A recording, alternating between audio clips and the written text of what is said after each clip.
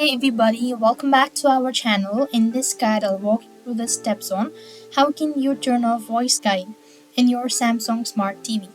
To turn off voice guard in Samsung Smart TV, you will need to make sure to watch this video right till the end. On some Samsung TV, you could quickly access the voice guard by pressing the and holding the volume button on the remote and selecting voice guard to turn it off. If you do not see that options, here is how you could do it. First thing, press the home on your remote and go to the menu. After which, go to settings, then go ahead and click on all settings, privacy, and go to accessibility.